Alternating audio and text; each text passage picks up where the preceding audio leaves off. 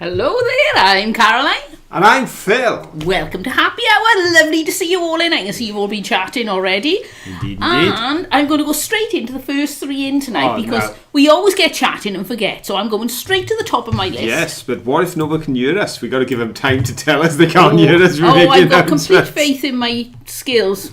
Here we go then. So go on then, impress. Okay, so first in tonight was Ed Creative. Well done, Ed. Second place, Jason S. Well done, Jason. And in third place was Bonnie Tyler Fan. So well done to the three of you. And there are more podium places coming up, so don't forget to stay there for the quiz.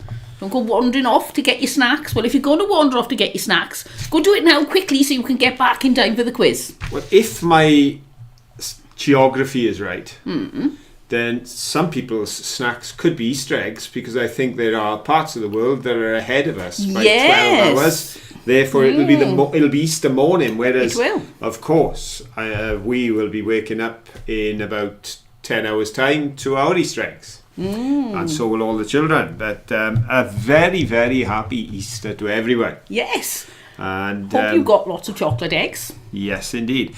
And just to say, Ed, Mr. Ed Creative, I met one of your family this week. Yes, I was coming out of a service and someone came up to me and said, I know you, and Caroline, and Mankey. And as soon as they said Mankey, I thought this has to be a YouTube connection. Yes, you got no other connection with us. My brother is Ed Creative, or Ed the Artist, she referred to, because of course that's Ed's name over on Facebook, isn't it? So I said, small world, isn't it? It is indeed. So big shout out for Ed's sister, who had the courage to come and say hello to me at the end of the service. I believe it was her auntie whose service, it was her uncle, because her auntie was the widow. So her auntie was there and we just done the service for her uncle. So there we go. Nice to meet some of your family, Ed, and I'm sure one of these days in the not too distant future we'll bump into you two. You never know. We may already have met or bumped into each other and we just don't never recognise each other. You notice us. Yeah. We would notice you because we don't know what you look like. Especially if I've got a hat on and a panda in my pocket. That would give me away a bit, wouldn't it? You know, I stand out from the crowd.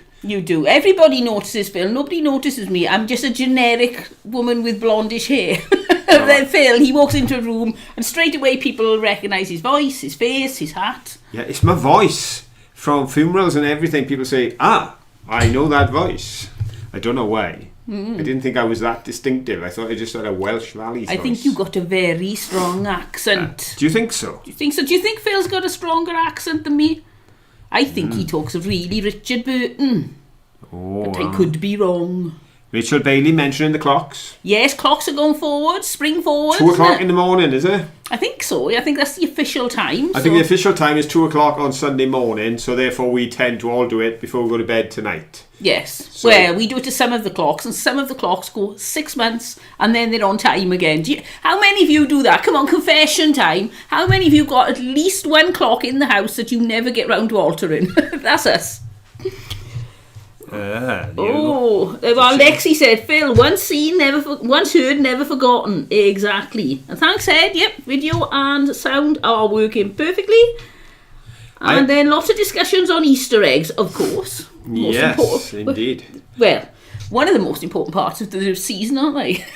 So they're got to put it all in perspective. They're edible. They're the best edible. They are the edible part. Some people eat simnel cake. If you're in another country, do you have a specific Easter thing that you eat? I know some people eat simnel cake. It's gone off the boil. It's not as popular with the young people because it's got marzipan on. I've never had that. No. That was at Christmas. I knew somebody who ate a Tunis cake for Christmas, and it was sponge with like an inch of chocolate on the top. That was pretty nice. So what do you have specifically in your country that we don't? We have our Easter eggs. We have a lamb dinner usually on the Sunday, a lamb roast dinner. Those who are not vegetarians. Yes.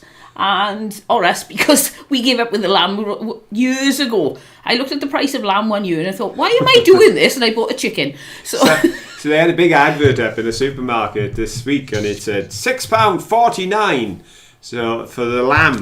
And Caroline, out of curiosity, went over because it was per kilogram, and I had a look at a small sort of half lamb leg, and it was something like £17. Yeah. So we thought, best to leave it on the lamb. But we will be going out for dinner tomorrow because by way of Easter celebration and a late birthday celebration for Caroline. Our son is taking us out with the family, so that'll be good fun. And we've got Lexi's got 2 clocks that need batteries. That happens to us as well. They tend to go tick, tick, tick on the same second for weeks. And where was it? I think Ed said P. Mitch said my clock in my car changes time by itself. I think that was you, Stu, but I don't think our latest car does. It should do, because it's newer. You'd think it would, wouldn't it? Yeah. So, let's have a look. That's one of the annoying things I find. Technology is moving forward, and in the last 2 or 3 years, it's like as if cars are moving backwards. They're taking things out rather than putting things in. Mike's saying hello, better late than never, and an hello from Ontario, Canada, Yes. from Dorothy. Hello, Dorothy. And Ed says, I love lamb, but not got any in quite a while because of the price. Yeah, same here. And Lexi said a leg of lamb is over £30 in Morrison's. Yeah. And Beata's saying they're having salmon. Right. Salmon. Christina has eggs. Well, my mum may be having salmon because I got my mum one of those Young's salmon dinners that she could just pop in the microwave tomorrow. And she may put that in because she likes salmon, your mum.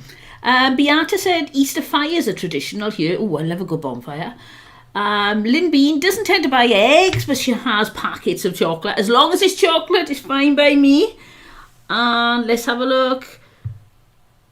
I think that's a bit. I don't think I've missed anything out. Yeah, Mike's having ham. You got that one, did you? At the bottom there. Mike having ham with all the family. Ham with all the family sounds good. Yeah. Oh, Rachel has 2 vintage clocks that are wound up with a key. We knew somebody, and every Sunday morning, their life was completely devoted to winding the clocks. Now, it gives you an idea of how many clocks this person Grandfather has. clocks, wall clocks, went through with the key and wound them all up. and pulled on the chains and set everything, and had an electronic little handheld clock, and would set each clock to within a second of this little atomic clock, wouldn't it? No, we just set things roughly. Yeah. It'll do.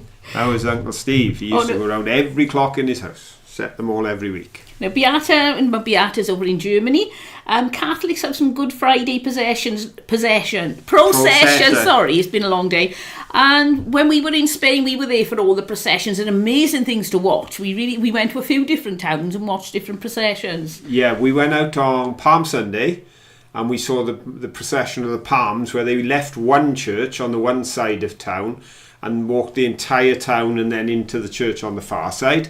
We went to the Good Friday. That was quite a powerful nighttime procession when they're carrying all the icons, weren't they? They're massive and they're so heavy. It's only when you're there you can really appreciate how heavy these things are. They close the town, didn't they? Because I got a photo somewhere of them walking through the traffic lights because they shut the town off. And then we went to the Resurrection one then on the Sunday morning, and they had the big things again, but whereas the ones on Good Friday with regards to the death, then it was the Resurrection. And on the Friday, they all wore hoods. And on the Sunday, the procession we were in, they had all taken their hoods off, turned them upside down like big cones, filled them with sweets, and were throwing sweets to the children, weren't they? Well, they were throwing sweets to the crowd, and I thought, I'm not going to hit any children out of the way, but if some happened to land by my feet, well, it Caroline would had sweeties. So I had pockets full of sweets. And of course, we didn't. I know, I'm a big kid. We didn't have Mankey in those days. Tiddy was there. Tiddy was there collecting sweets. Yes, it was a different Teddy. Probably on their blog, is it? Would it be on their blog? I'm not sure. I think so. If we were doing the blog probably. in them days. Yeah. Right then, now I think we need to be moving on a little bit because it's 10 past. We haven't started yet. We have. We've already done the 3 were in first. We don't normally do that till 1:15. Only thing I remember from my early school days is how to fold a palm frond to make a cross. Oh, I've seen those. That's I've never made Ribble one. Finds and Crafts. Right. I just noticed our name was on it, so I thought I'd caught my eye. Right. Now, let's get on with the question. Oh, now, at great expense, I've spent hours doing this because I thought it was about time we did something a bit more professional for the questions. So, you ready for this? Brace yourselves. Boop. So there we have it, folks. You have it. You saw it here first. High tech. It's all down to, because it's surprising how long it takes for Caroline to put a jingle together. And settling down to do it. Finding that time and remembering during the week that we need to do a jingle for the weekend. I usually remember 5 minutes before the show starts. And just to say, Rachel Bailey said, I will eat whatever's in Brewers Fayre, I fancy. They used to do sweet potato fries in Brewers Fayre and they've stopped. I know, devastating. I don't know, what's the world coming to? Okay, right, folks. Question. Let's have a question. Now then, we don't have any of them with us today because we were trying to travel light on a Yorkshire trip, trying not to overfill the bags, etc. And of course, I've got so much stuff here now around the house, in the shed, in the garage, in the conservatory, that we have to be careful what we bring back. But we did see quite a number of nice, pretty blue and white shards. I drew attention to them as I was climbing down the bank and the different patterns that were there. And of course, we have the all-time favourite, willow pattern, and of course this shard is here because it's still on my shelf from where I showed it last week or the week before. Not been sorted yet. Not yet, no, but I'm going to make use of that. That's almost a map of Wales, isn't it? Almost a map of Wales, like, you know, if you put it that way. It's, but I'm going to make use of that show because I like that. Even if I end up cutting out the piece with the bridge and making a tile, I'll come up with something with that. I've got a few ideas. But the question is regarding blue and white, because we do see quite a lot of it, various shades, colours, patterns as we travel, as it still remains quite a favourite with people in the UK and I believe throughout Europe, as it was for many centuries. It really took hold. It was being imported until 1700s from China, and then they got the Delft people in Holland started putting blue and white patterns onto their produce. And what they did originally was they simply, well, I suppose we did to the Chinese what the Chinese do now. The Chinese copy most of the things we make. Well, in fairness, 400 years ago, we were copying everything they made. So it's just called business. So they would see a pattern that was popular, they'd copy it and make it in the Europe and in Britain. Then, around 1780, they came up with the willow pattern. I think that was one of the first real creations of a pattern that was based on the old concept of the Chinese, but it was very much a British invention. And I just want to know who is believed to have created the willow pattern around about 1780. Was it A, Josiah Wedgwood? Was it B, Thomas Milton? Or was it C, William Adams? Go! And while the answers are coming in, I just want to read this because this looks very important. Phyllis says, my church is having an Easter service and an egg hunt for the Chattanooga area with a 100,000 egg hunt. 100,000 egg hunt. So everybody over to Chattanooga, over to Phyllis's church in the morning. There's enough eggs to go round. Yep, I think we should all be there. So if you hear a crowd of very noisy people, Phyllis, you know it's all the Let's Go people and we're all gathering in a group and planning our strategy. And we promise not to steal any from the small children, honestly. Did you hear that story that's been on the news around here lately? A chap on one of the Scottish islands, the Orkneys, he put in an order for, I think it was 70 Easter eggs, which is sufficient for his island because there's not that many people living there. There's about 500 people on the entire island. So he ordered 70 Easter eggs, except that he put the number in the wrong box. So he got 70 cases of Easter eggs, which meant he had more Easter eggs than people. So, not knowing what to do, he put out a post on Facebook saying, this is what's happened. We're going to do a charity event. I think it was for RNLI or something. We're going to use 100 Easter eggs and all this. In the end, so many people got involved and so many people wanted to buy an Easter egg from the man on the Orkney Islands who had too many Easter eggs that he ran out of Easter eggs earlier this week before Easter arrived. It could end up being a thing now every year, I can see this. Well, the chap on the radio, because I listen to Radio 4 and they're quite highbrow, but he thought he'd have a go at a little bit of humour. So he said, well, with your success, do you think this could become a regular thing? So he turned round and said, I've already ordered 1,000, I think it was like 1,000 Christmas cakes. And the reporter said, have you? And he goes, no, I'm just joking.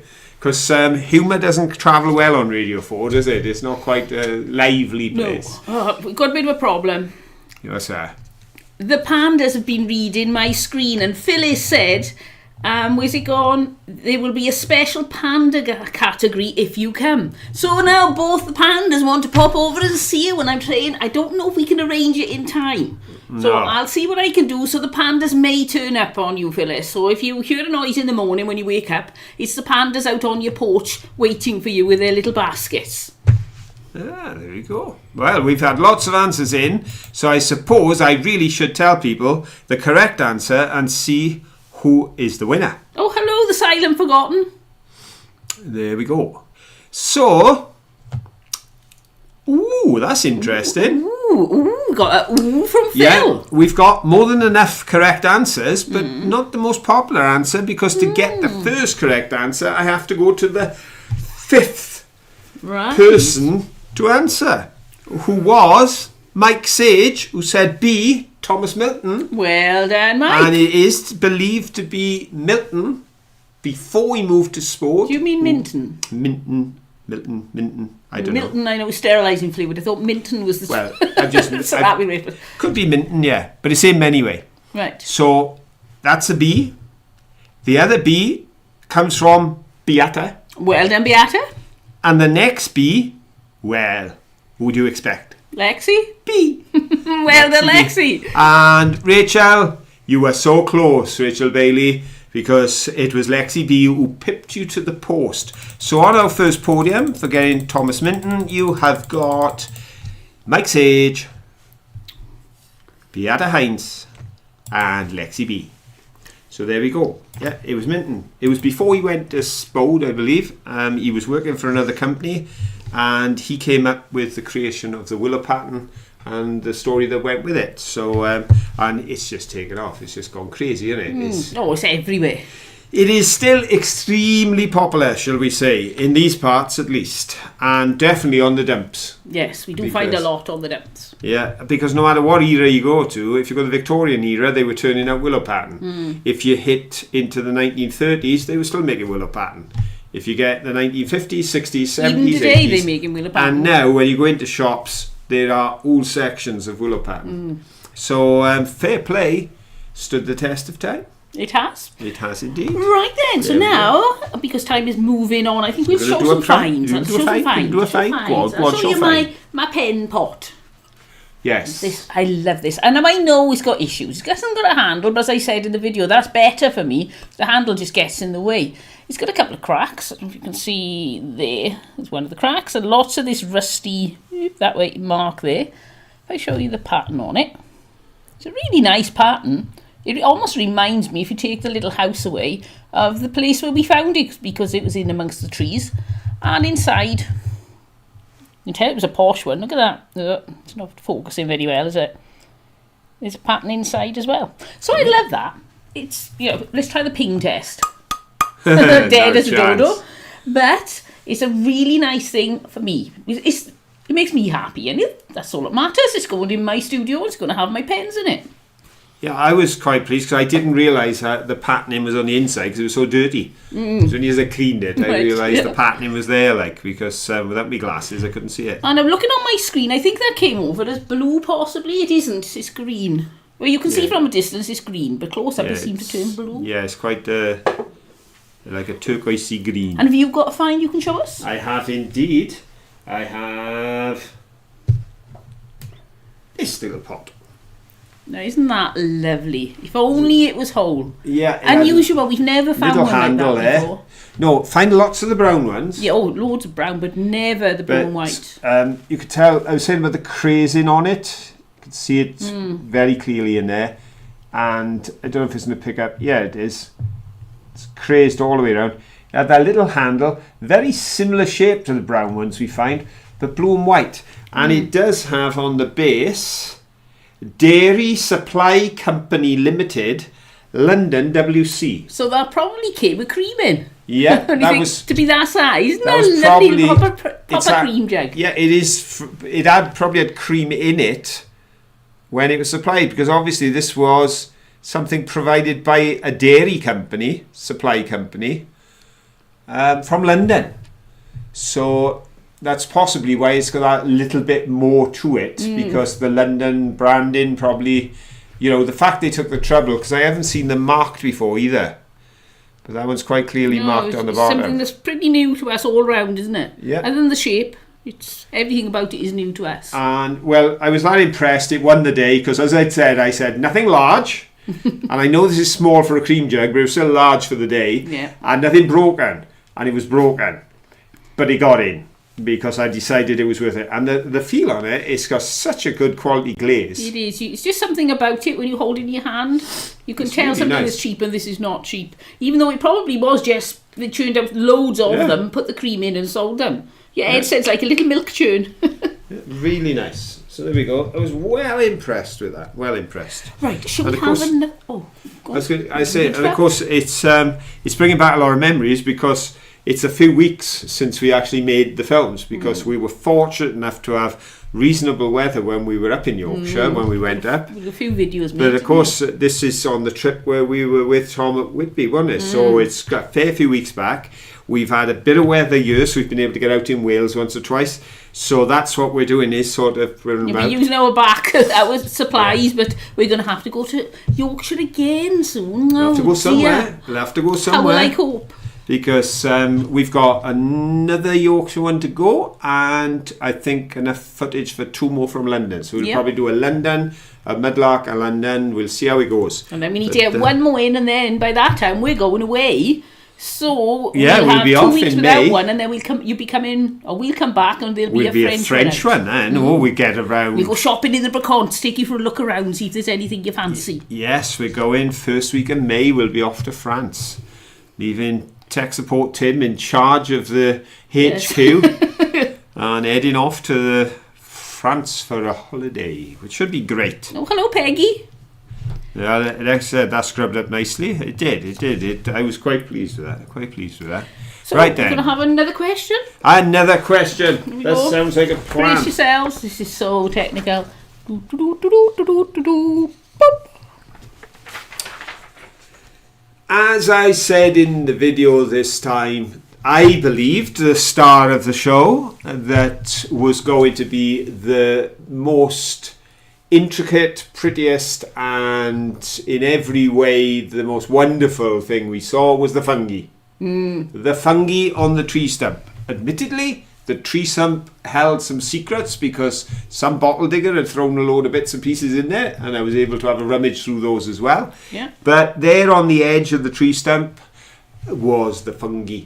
So I'm going to ask you a fungi question. Fungi question. Because Fungi. Depends how you say it. we've seen quite a bit of fungi when we're travelling. We've seen big ones, we've seen small ones, and folks out there have been so helpful in giving us information in the chat about what they were. There was one we saw a couple of weeks ago, wasn't it? And they said it was a something cap or something scarlet or something red. Yeah, something, yes, the red, little tiny red one. And people have been giving us information. So I'm going to ask you a question now about the number of species of fungi that there are in the world. In the world. In the world, in the all wide world, are there tens of thousands of fungi? That would be A. Or are there hundreds of thousands of fungi? That would be B. Or do you think perhaps there are actually millions of fungi? Ooh. That would be C. Go! So there we Right, go. and What do you just think? What do you think? a bit of a news flash here. The Silent Forgotten has just subscribed, so welcome to our group. Welcome to the Silent Forgotten. You'll get used to me, my memory's shocking. Lovely to have you on board. Yeah. Oh, better to say might be doing Calais. Oh, right. There we You're go. on your way to Britain again, I expect. You do some wonderful travelling, Beata. If you're coming over, we could always, if it time's right, we can wave from Oh our yes, ship if as you're we going pass that way, in we the go this way. channel. We'll go, hi, Beata. There we go. Oh. Right, there's a lot of answers coming in, and I would say C is at the moment in the lead. It is actually. I would say so. Mind you, it's the most extravagant. It's the most ridiculously large number, so I tend to go for that as well. There we go. Well, I think we've definitely got the correct answer in, and we've got it more than once. No comment. So I will say... Do you think I got it right or wrong? You got it right. There are millions. Now, the reason for coaching the question as I did, tens of thousands, hundreds of thousands and millions, is because depending what report you read, the number of millions varies. Right. The largest number I saw, and these are all from very well documented things, was possibly 6 million. Right. A few papers seem to settle around about between 1.5 and 4 million. But basically everyone knows there's more than 1 million, but they have not documented every one. So they're working on the premise of how many there could be. They've said it could be as many as 6 million. Different species of fungi. But it's also interesting when you read up about fungi is they believe they are one of the best areas for humanity to explore in the present time. They believe that there are so many answers to humanity's problems, health, and with regards to environment and the rest, that fungi can help us with. So it's surprising what is growing right around us and under our feet. But throughout the world, there are millions, which is C. So the very first answer in this time was correct. And it came from Mr. Dan Fetters. Well done, Dan Fetters. Then, next correct answer, Bonnie Tyler fan, 34. Well done, Bonnie Tyler fan. And then, Anne Goodwin. Well done, Anne. And did I see some chatter somewhere that, Anne, have you got a birthday coming up? Yes, I think it's your... Is it your birthday today? Is it coming up? Let us know, Anne. When's your birthday? There's definitely an Anne who's got a birthday. I think it is. I'm relying on my memory now. Sometime in this week or something. Let us know, Anne, if it is. If it is, we wish you many happy returns. And Ed Creative, you were just pipped to the post by Anne on this occasion. But well done to so many who went with the millions. But it is Dan, Bonnie Tyler fan, and Anne that take gold, silver, and bronze. Congratulations. Very good indeed. Very good indeed. Are we going to do some happy news? Okay then. So I'm going to go without a jingle. Oh. Because I don't like putting a news flash for my happy news. Caroline's going happy news, jingle free. I'm a purist. Jingle free happy news coming up, folks. Brace For all those metal detectorists out there, you will like this story. Anne said yes, thanks, it's coming up very soon. So happy birthday when Happy it birthday happens. for when it happens, assuming it's going to happen before we see you again on here. And I hope you get spoilt rotten. I'm sure you will. Right, the happy news for today is detectorist strikes gold. How many of us dream of striking gold? Despite having a faulty metal detector and having to use an old backup, a treasure hunter discovered the largest gold nugget ever found in England. Wow! Richard Brock travelled 3.5 hours to join an organised expedition on farmland in the Shropshire Hills. Shropshire's a very difficult word to say. You try saying that, Shropshire. On arrival, he found he had difficulty with his detecting device and had to resort to using a dodgy older machine that wasn't even working properly. But minutes later, the 67-year-old who's been metal detecting for 35 years discovered the biggest find of his life, unearthing a golden nugget weighing 64.8 grams. He said, I actually arrived about an hour late thinking I'd missed the action, said the father of 4 who's been detecting since 1989. Everyone there had all this up-to-date kit and I bowled up with 3 older machines and one of them broke down there and then. The machine I was using was pretty much kaput and only half working. It just goes to show that it doesn't really matter what equipment you use. Mullock Jones Auctioneers, in an online auction that runs until April the 1st, which they hope to fetch tens of thousands of pounds. In a generous gesture, Richard says he's going to split the proceeds with the landowner. Wow, I bet that landowner's glad he took on that rally, the metal detectors rally. So tens of thousands. So tens is at least 2, so it's 20,000. It could be more. And just for you to know, folks, if you're in the market for buying the biggest ever golden nugget discovered in England, then it's Mullock Jones Auctioneers, and the auction don't close till April the 1st. So you can buy it for me. I think it's it's an April Fool joke. No, I think you should buy it for me. If you love me, you buy it for me. Of course, dear. As you always tell me, if you love me, spend money on me. That's right. But as he said, though, he'd almost given up any hope because arriving an hour late, his best of his 3 old machines broke down. Using one that was pretty kaput, still managed to get a signal. My dear, I was reading up on that story, and he was saying I was a little bit too excited and held it up and showed everyone, so there was no chance of me searching for any more because everybody and their dog, including the landowner, were over there looking at his nugget and bleeping and searching everywhere in the hope there would be more. So I don't know how it got there. It is the biggest in England ever recorded. It's over 10 grams heavier than the one before it, I believe. But they have found bigger in Wales and Scotland. Right. They were saying that it's a strange place to find it in the Shropshire Hills. That's not somewhere you'd expect to find a gold nugget. So it must have belonged to someone and got lost in transport. Lexi, we've missed something. When's your birthday? Is it today? Everybody's wishing you happy birthday. And I can't see... I'm looking for the post that says if it was your birthday. I can't find it. So, are you a birthday girl as well? Let us know, please. It'd be lovely to know. And, it's a nuisance on this, trying to go back up and find everything that I'm looking for. Yeah, Lexi suggesting we all have a whip round and see if we can buy the nugget. You never know. We could try it. And then who's going to keep the nugget? As I say, it's not the biggest in the world. It's not even the biggest in the UK. It's only the largest ever found in England. Phyllis, thank you. Lexi's was yesterday and is on Monday. There we go. Happy birthday then, Lexi. Happy birthday to both of you. There we go. Excellent. And sorry, I'm looking for something. That's why I'm a little bit distracted. I can't find it. I can't find it. I'm going to have to give up, I think. Right, yes.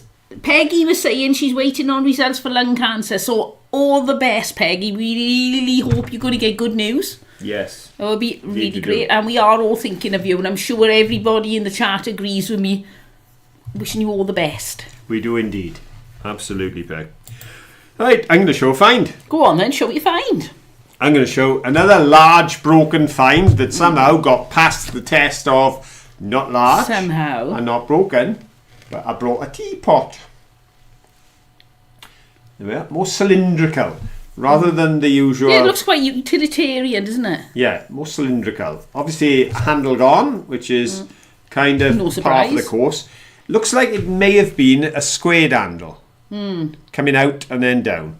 See, this very, very flat on the top. And that would fit with this form, you know, that sort of angular rather than rounded and rounded. So they've gone for the more straight affair. There's no maker's mark or anything. It's just a, what you call bog standard, generic teapotty place. But of course, they turned these out for the domestic market by the hundreds of thousands because tea was the drink here in the UK for so long, particularly in Wales and Yorkshire. It was tea with everything, like, wasn't it?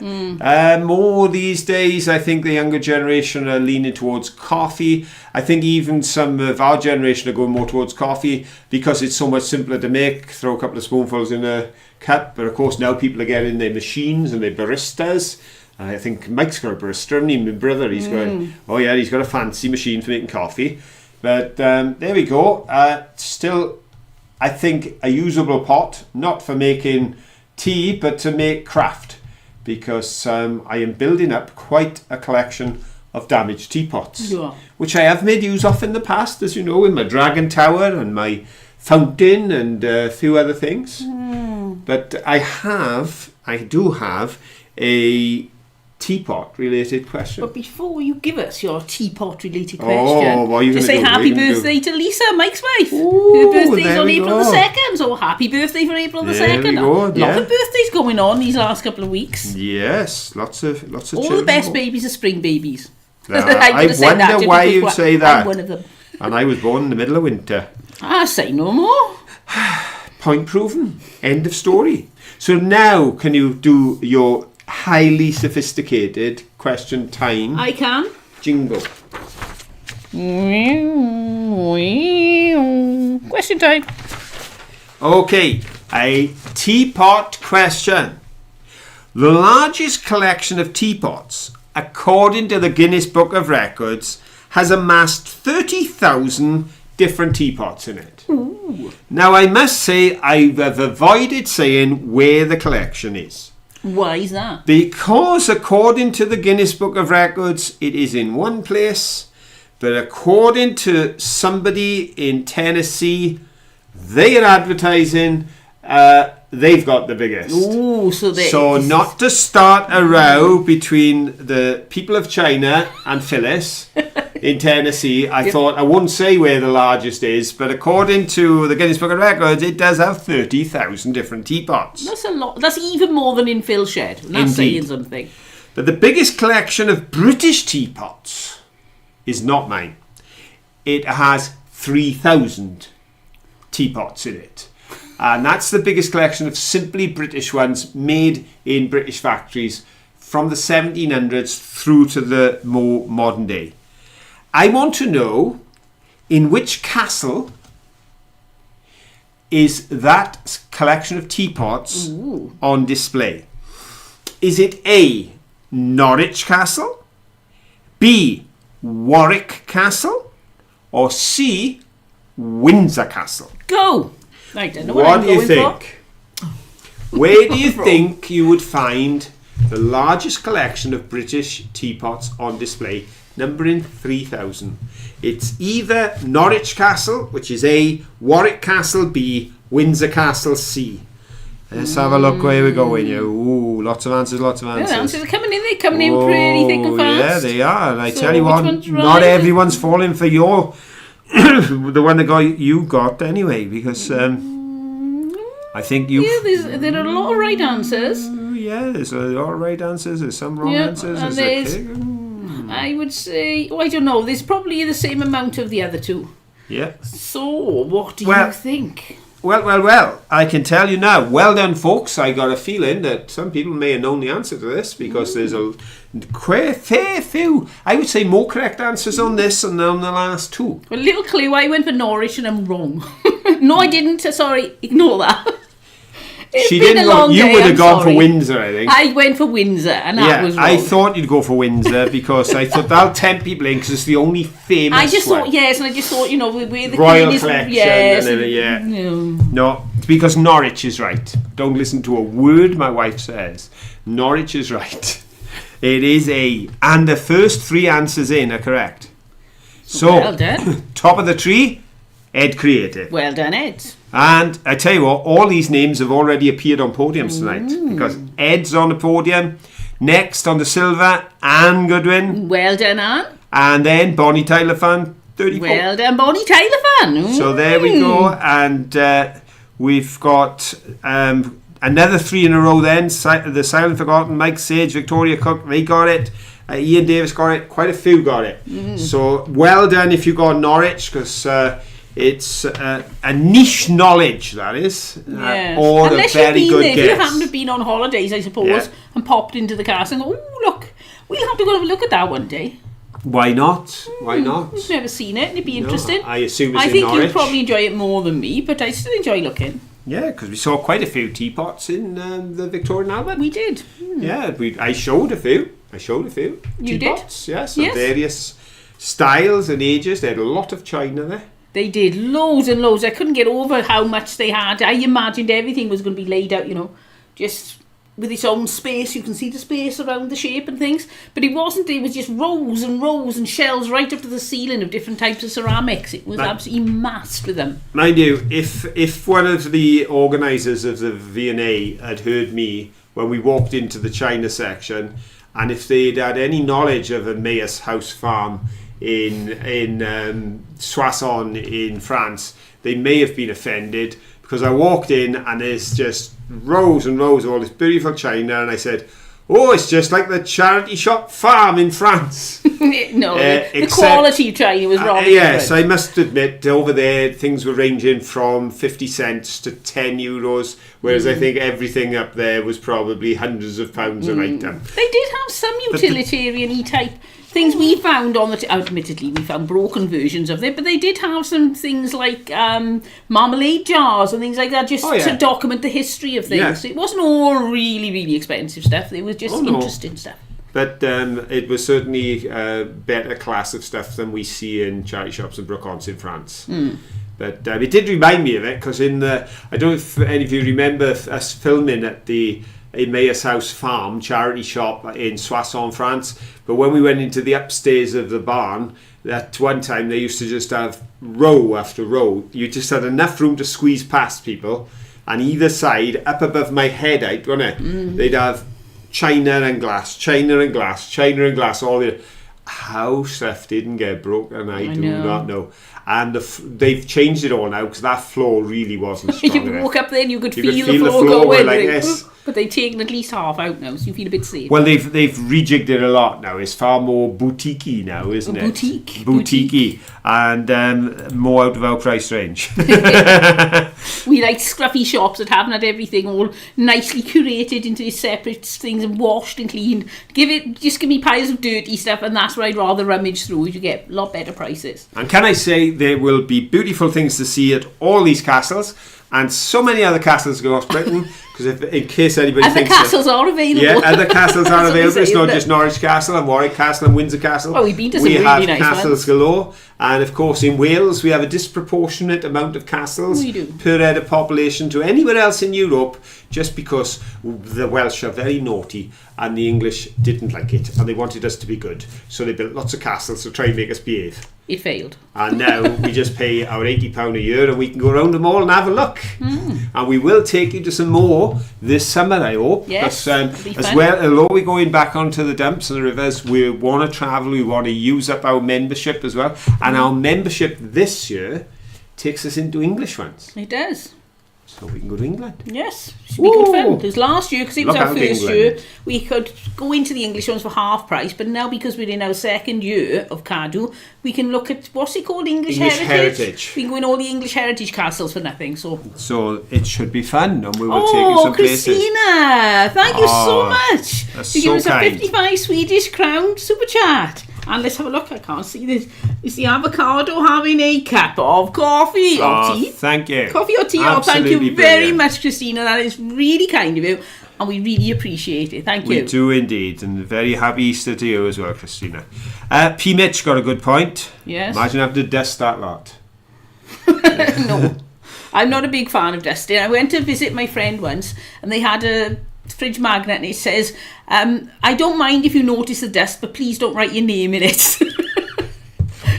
Which pretty much reflected their house. They hated dusting too. I do very rarely, just out of shame's sake. They certainly don't get dusted down in my shed. No, they don't. To be honest, I should be ready by Halloween, because those spiders are working flat out down there. I know. Every time I go in the shed, there's more and more spider webs. So sometimes I'm looking for things and I'm picking them up and there's spider webs everywhere. It looks like somebody's been spraying spider webs in there. So I'd never feel lonely in the shed now, because I've got hundreds of spiders all living there with me. So there's no chance of tech support Tim coming to give me a hand. No. Because he's not a spider fan. Like spiders, no. Not a spider fan at all. I'm not a spider fan, but they've got more right in the garden than I have, so I can't argue really. And they spend more time in the shed than I do, so there we go. They'll get squatters' rights.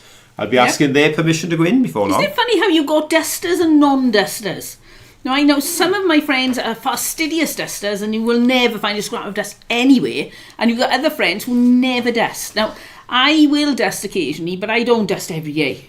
And I don't get any pleasure from dusting, but some of my friends love it. Are you a duster or are you a non-duster? Thing is, you get all your joy out of doing the ironing. I hate ironing. There was a note of sarcasm there. Phil needs lots of black shirts for his funerals. If you ever see me in a funeral, you can be assured of one thing. The only part that's ironed are the two front panels and the collar. Because Caroline says, well, you never take your jacket That's off right. anyway, so why would I waste my time ironing the back and the sleeves? I believe in... Yeah. Life is too short as it is without ironing. To iron bits of sleeves shirt on a nobody's shirt ever that gonna no one's see. going to see. I don't do that. I want a jingle for my Before I happy do, news. Beata says, is Hastings Battlefield worth visiting?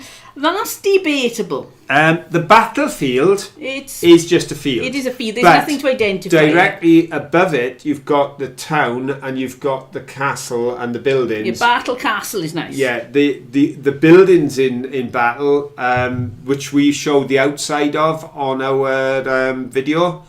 Then, if you have a look at the video of Battle, you can see the streets and everything. So there's lots there worth a visit, but the actual field itself, it's disputed whether it is the field, but the field they claim is the field behind it. But of course, originally the big building on the top was the Abbey. That's what it was. It was the Abbey at Battle, wasn't Abbey, it? that's right. Sorry. That's where they're supposed to have carried King Harold's body and laid it after his defeat at Battle in Hastings. Right then, I'm just So going to go on that to the is worth dusting a visit. question now. Beata says, my cats do the dusting. Excellent idea. I'll get some cats. Lexi, I got better things to do than dust. Same as me. A layer of dust, said Phyllis, is a protective coating for your furniture. I like that idea. Ed said, I used to be more of a duster, but health means I do little now. Judy, definitely a non-duster. Rachel, I have a cleaner. Excellent. Bonnie Tyler fan, I live on a gravel and dirt road where people drive too fast. It would be pointless to dust. Good point. I used to dust twice a week, said Peggy, and vacuum daily.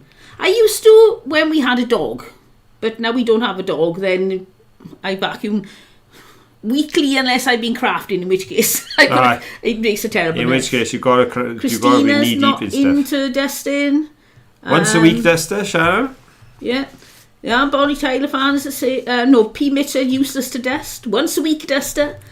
Not so much Good dusting win. going on in our house, says Anne. I'm with you, Anne. Yeah. It all depends if you enjoy it or not. I really don't. I'm not. I used to enjoy housework when the children were little because we had 4 children and the only way to keep up sane was to run a very tight ship. So I had all my routines and everything was organised and everything was in its place. And then the children left home and it all fell apart. So now it's just hang loose. And now, I'm the man who's never had a routine in their life unless it's imposed on me. I've never kept a diary. And now I'm the one that has to keep a diary and has to have a routine because, of course, the nature of my work, I have to be in certain places at certain times. I have to prepare certain things. I have to go visit families at certain... So I'm the organised one now. What's happening to the world? I know. If I am Things the are changing. organised one, the planet is not in good hands. Oh, there's a job offer for somebody if you're bored and you're thinking, I really, really want to do some dusting. Ribble Finds and Crafts said, I have 3,000 plus bottles on the shelf on the stairs. So there we go. If anybody wants to go and dust Ribble Finds bottles, I'm sure you'll be more than welcome. He will probably give you a cup of tea while you're doing it. But 3,000 bottles? Ooh, I'll dust one. Right then, sorry, what were we going to do? A jingle for no, a jingle. No, it's I'm not. Okay, we'll have the jingle-free. wrong one. We'll have a news flash for your happy Yeah, news. that'll do.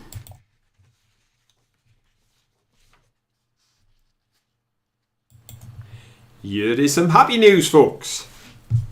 Mum's fairy trail for her boy. They say the best thing an artist can aspire to be is a child. It's an interesting thought. For one New Jersey mom, it took the inspiration of her child to find that magical spark. As for what she did with it, the only word is magical. Ooh. Therese originally began to leave tiny houses and traces of fairies in the forest trail near her home. That's fun. She did it as a way to enrich her autistic son's experience of nature. Over time, the fairy homes, fairy footprints, and fairy dust began to accumulate. Once the park authorities caught wind of the project, they let her continue for 10 years. Today, the Fairy Trail is a volunteer-led organisation that provides a fantastical space for children.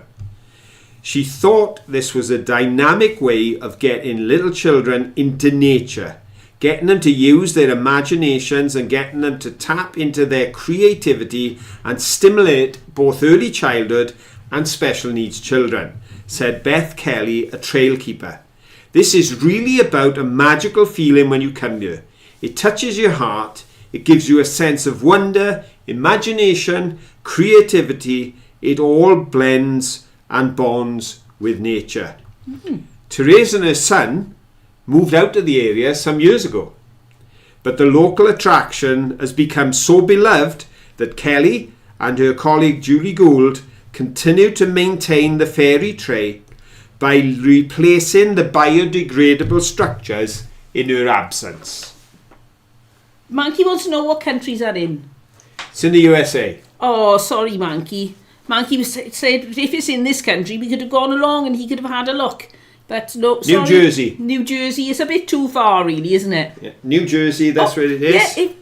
Yeah, if Monkey does decide he's got a private jet, I know he makes a fortune in his businesses. I'm not sure about what he does. So if he flies over in his private jet, he could go on the trail after he's been on the Easter egg hunt at Phyllis's church. Well, we'll have to see what happens tomorrow. Right. I've got to go out for dinner, so I can't come with you, Monkey. No. Yeah. The lovely thing is, of course, because the mum was so conscious of the impact on nature, she made everything biodegradable. She made all of the things she put in there that over the time they disappear. So she kept replacing them. But of course, when her and her son left the area, then within a year or two, they'd have all gone. But others were so struck by it, they've kept it going, which I thought that was the lovely part of the story, as well as a mum doing something for a child that then went on to bless others. I thought it was lovely that she began continues because others have caught the inspiration from her, which I thought was a very encouraging nice, lovely story, that. Indeed. Monkey says, he just, as soon as he starts getting chatty, you can't stop him. And he says that he wants to do one of his monkey kisses. He said that there are a lot of people tonight and maybe they've got some crisis going on, maybe you're sad, maybe you just fancy a little bit of a panda kiss, and maybe you're happy. So you're going to get him a panda kiss anyway. So here comes Monkey, so pick her up. He does love to give you all a kiss every now and then. Very nice, thank you, Monkey. You go back on the shelf now and stop being so chatty. There we go. Right, oh, there was Silent Forgotten said, I've been to New Jersey a few times, I'm not far away. Right. There we go. Have a look. Right then, do you want a question? Another question? Okay then, here we go. All this high tech.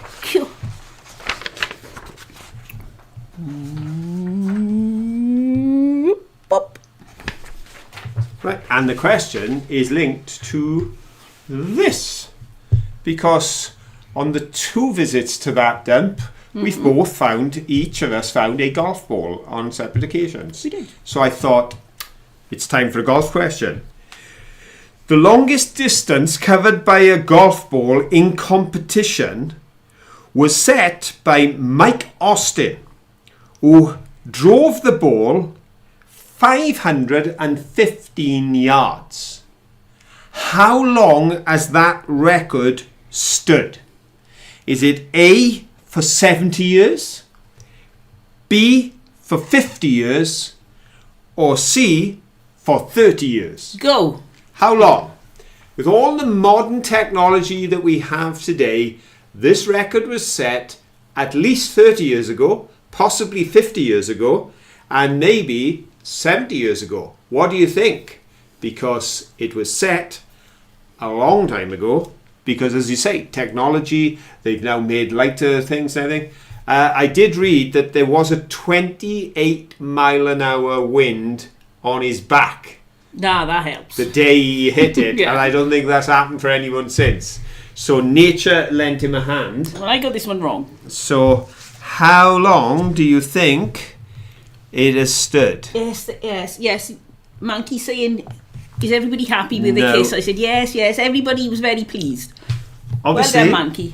those does who love know a their fuss. golf may be able to set it by knowing Mike Austin, and when he was in his prime. Now, if Steve Austin was a $6 million man, wasn't He it? was. Now, you'd know If when he'd he been was. the $6 million man doing it, it would have gone It would have further. gone further than that, yes, He was very- definitely. I've seen that programme, so he's amazing. Right then. Well, Okay, folks, he's fictional. I would say the vast majority of answers are correct, and I know the first 4 are correct because it is 50 years. It was 1974 that he was playing in a Masters final, and he hit it 515 yards, and no one in competition.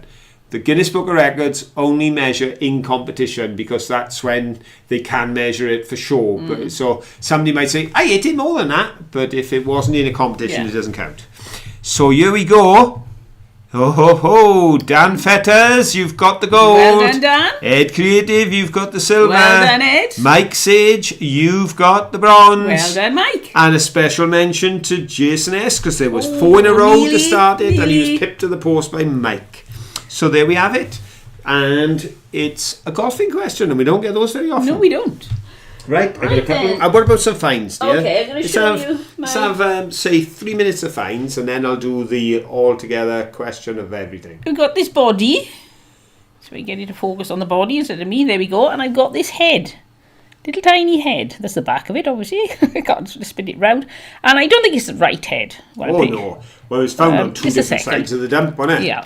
But if I put I that... think it would work. Oh, I can't get it to go on now. The proportion is... It's a little sufficient. bit small, I think. But I can use that as a head. Just- Come on, focus, focus. I can't It hold it. focused then, as you did put it away. I can't hold it and put my hand behind it. That's right, it'll focus now. There you go. There you go. Just as you draw it back, it seems to focus. A lot of detail on that jacket, man. It is, isn't it? It's very Frills and posh. everything. So I'm not quite sure. I think that was... Not sure what that was off. But it always were good on there. And I did think, before you show the next, I think that was more fun. Okay? And this is my weird sense of humour. I think that looks like more fun.